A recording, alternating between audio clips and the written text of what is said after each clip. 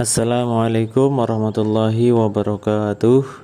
Alhamdulillahi rabbil alamin. Assalatu wassalamu ala asyrafil anbiya'i wal mursalin Sayyidina wa maulana Muhammadin wa ala alihi wa sahbihi ajma'in. Amma ba'd. Alhamdulillahi rabbil alamin. Kita masih diberikan nikmat sehat sehingga pada hari yang ke-15 ini kita dapat melaksanakan kembali puasa dalam keadaan yang sehat walafiat. Semoga kesehatan, keselamatan, keberkahan selalu dilimpahkan kepada kita, kepada keluarga kita, kepada para sahabat kita semuanya. Allahumma amin. Salawat serta salam semoga selalu tercurah kepada Nabi Agung kita, Nabi besar Muhammad sallallahu alaihi wasallam. Semoga kita termasuk golongan umatnya yang mendapatkan syafaat di yaumil akhir kelak. Allahumma amin ya rabbal alamin. Anak-anakku yang Pak Guru sayangi, Islam selalu mengajarkan tentang kebaikan. Begitu juga banyak aturan-aturan di dalam agama Islam itu sendiri. Banyak hal yang diatur, dari hal yang besar hingga hal yang sepele. Dalam aktivitas apapun di dalam ajaran agama Islam itu ada aturannya, yang sebetulnya aturan-aturan itu untuk kebaikan kita semuanya. Lebih khusus lagi, seperti hari ini kita diwajibkan untuk berpuasa, untuk tidak makan dan tidak minum. Adab makan dan minum ketika kita nanti berpuasa, ketika kita sahur, dan ketika di hari-hari biasa harus diperhatikan. Kita sebagai muslim harus menjadi muslim yang baik. Aturan-aturan ini di dalam agama Islam tercatat dalam berbagai hadis menurut para sahabat Rasulullah Shallallahu Alaihi Wasallam. Mari kita bersama sebagai diri sendiri dan sebagai kakak yang bisa menjadi contoh untuk adik-adiknya, bisa menerapkan adab makan dan minum menurut ajaran agama Islam. Ada beberapa adab makan dan minum dalam ajaran agama Islam. Jadi ketika kita makan, ketika kita minum, itu merupakan rezeki dari Allah Subhanahu wa Ta'ala. Ketika kita makan, kita perlu memilih jenis makanan apa saja yang banyak vitaminnya, banyak nutrisinya agar tubuh tetap sehat. Hal ini agar rezeki yang kita terima selalu berkah dalam hidup. Tidak hanya sebatas itu saja, ada hal lain yang perlu kita perhatikan dalam adab dan minum yang akan kita pelajari pada materi ini. Jadi jangan lupa, yang pertama kali yang harus kita perhatikan adalah mengkonsumsi yang halal. Halal itu artinya boleh dimakan atau boleh diminum. Tapi halal itu bukan berarti kemudian langsung kita melihat daging itu boleh dimakan itu halal, kemudian itu haram dan sebagainya. Tapi dari cara memperolehnya pun itu bisa menjadikan hukum bahwa makanan atau minum itu halal atau haram. Sama seperti ketika kita sedang berpuasa, walaupun daging ayam itu halal, tapi kalau kita mengkonsumsinya atau memakannya di siang hari, maka daging ayam itu menjadikan haram. Jadi tidak hanya dari jenis makanannya saja, tapi dari cara memperolehnya dan waktu yang diperbolehkan atau dilarang di dalam agama Islam. Itu yang dimaksud dengan halal atau haram. Quran surat Al-Baqarah menerangkan yang artinya adalah seperti ini. Hai manusia, makanlah dari apa yang ada di bumi yang halal dan baik, dan jangan kamu mengikuti jejak syaitan. Sesungguhnya dia adalah musuh yang nyata bagimu. Terus makanan seperti apa yang dikategorikan halal menurut MUI atau Majelis Ulama Indonesia? Kita wajib untuk mengkonsumsi sesuatu yang disembelih atau diolah atas nama Allah, atau menyembelihnya membacakan asma Allah. Ada beberapa surat yang berbunyi tentang aturan makan dan minum. Ada surat Al-Maidah yang berbunyi atau diartikan kurang lebih seperti ini: diharamkan bagimu memakan bangkai, darah, daging babi atau daging hewan yang disembelih atas nama selain Allah. Quran surat Al-Maidah ayat 3. A'udzubillahi minasyaitonirrajim. Bismillahirrahmanirrahim. Hurrimat 'alaikumul maitatu waddamu walahmul khinzir dan sebagainya. Itu Quran surat Al-Maidah ayat 3. Kemudian adab berikutnya adalah kita mencuci tangan. Adab yang kedua yaitu mencuci tangan. Islam itu telah lama menganjurkan untuk membasuh kedua tangan sebelum makan. Agar apa? Agar terhindar dari kotoran dan bakteri. Cara mencuci tangan yang benar yakni dengan membersihkan sela-sela kotoran di setiap jari. Tuh, jadi cuci tangan sebelum makan sudah diajarkan oleh Islam jauh-jauh hari sebelum kita mengenal cuci tangan memakai sabun. Kemudian ketika kita menghidangkan makanan, maka makanan yang dihidangkan harus dengan benar. Adab makan dan minum ini banyak yang belum mengetahuinya. Dalam Islam dianjurkan untuk menghidangkan makanan di atas alas tertentu untuk meletakkan makanan. Jadi tidak boleh diletakkan di atas lantai, apalagi di atas tanah atau di atas batu ketika di kali. Harus ada alasnya. Orang ketang misalkan hanya selembar daun.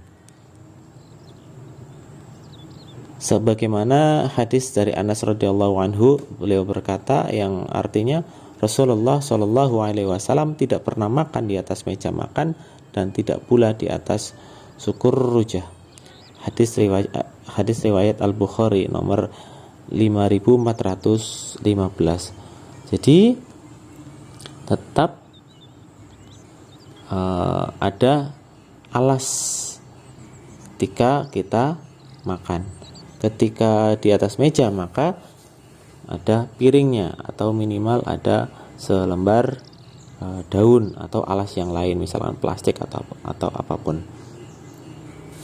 Kemudian Nabi Muhammad juga lebih suka ketika makan itu sambil duduk di lantai, tentunya dengan tata cara Rasulullah sendiri. Kemudian yang keempat adalah mengucapkan basmalah atau membaca doa.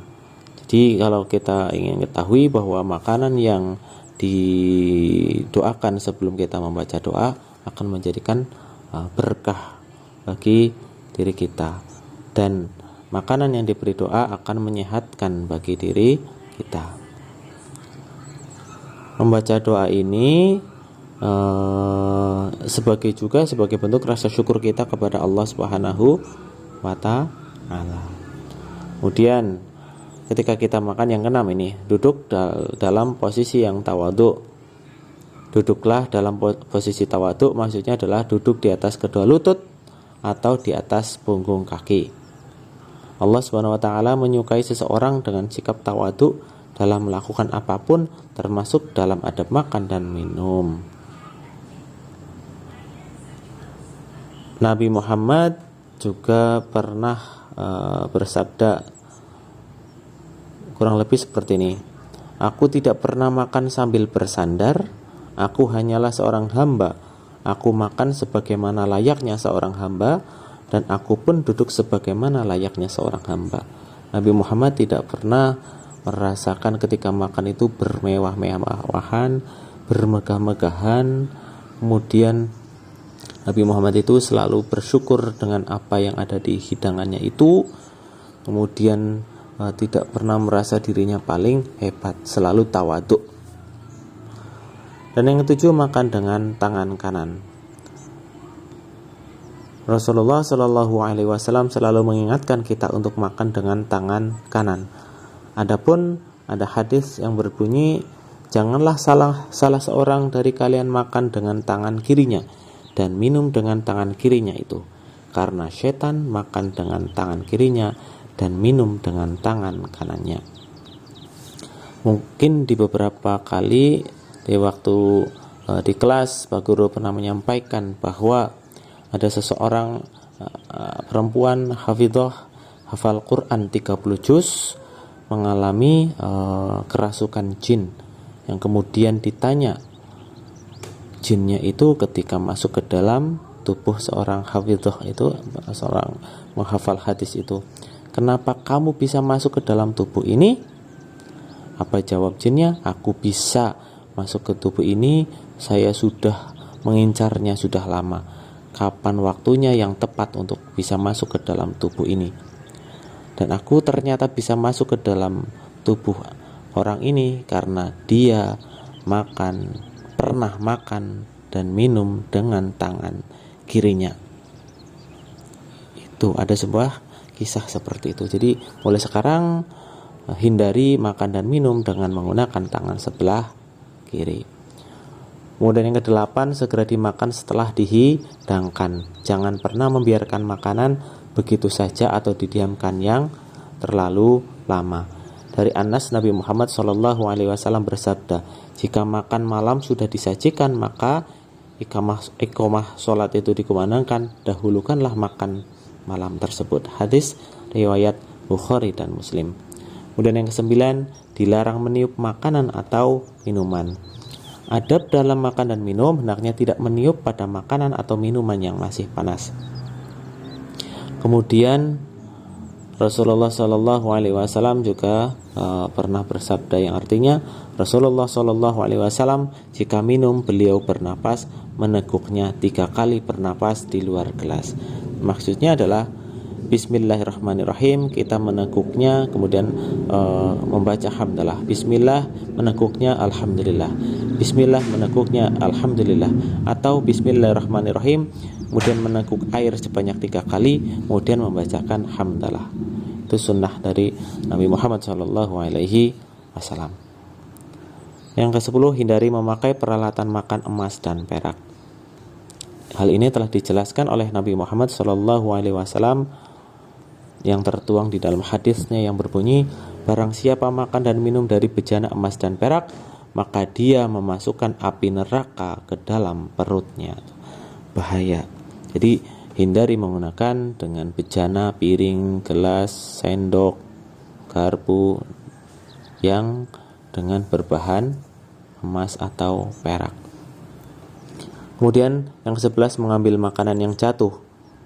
Islam mengajarkan kita untuk selalu menghargai makanan meski hanya sebutir nasi. Nabi Muhammad pernah meriwayatkan ketika salah seorang dari kalian memakan makanannya dan jatuh sesuap, ia harus mengambilnya dan membuang bagian yang diragukan dan memakan sisanya. Dia tidak boleh meninggalkannya untuk iblis. Jadi ketika ada roti yang terjatuh dan sekiranya di tempat itu ada yang terkena kotoran ataupun terkena tanah atau terkena hal yang lainnya, maka yang terkena sampah atau kotoran itu dibuang, sisanya kita bersihkan dan bisa kita konsumsi atau kita makan kembali. Kemudian adab makan yang selanjutnya adalah makan bersama. Rasulullah SAW menyarankan kita untuk menghabiskan waktu makan bersama. Ketika kita makan bersama dengan keluarga dan orang lain, membuat makanan kita terasa lebih berkah dan terasa lebih enak. Jika seseorang tidak merasa kenyang setelah makan, mungkin karena dia makan sendiri. Namun lain halnya jika makan bersama orang lain, kita akan merasa lebih kenyang karena makanan tersebut dilimpahkan berkah dari Allah Subhanahu wa Ta'ala. Jadi kalau kita makan bersama di rumah bersama keluarga akan terasa lebih nikmat dan kita bisa saling mengutarakan. Kita bisa mengutarakan permasalahan, curhatan hati, apa yang dialami ketika di sekolah, apa yang dialami ketika bermain bersama teman, ketika kita dinakali sama teman, nanti ada nasihat dari kedua orang tua. Ketika kita mendapatkan nilai yang tidak baik ketika di sekolah, kita bisa curhat ketika sedang berada di atas meja makan, ketika sebelum makan atau setelah kita makan. Jadi itu berkahnya makan bersama. Semoga bermanfaat. Kita akhiri dengan alhamdulillah, alhamdulillahirabbil alamin. Semoga berkah, semoga bermanfaat. puasa kita diterima oleh Allah Subhanahu wa taala. Semoga apa yang kita makan, apa yang kita minum juga mendapatkan berkah dan menjadikan tubuh kita menjadi sehat. Yang tadinya sakit, semoga dengan makan dan minum kita menjadikan tubuh kita sehat kembali. Subhanakallahumma wa bihamdika asyhadu an la ilaha illa anta astaghfiruka wa atubu ilaik. Assalamualaikum.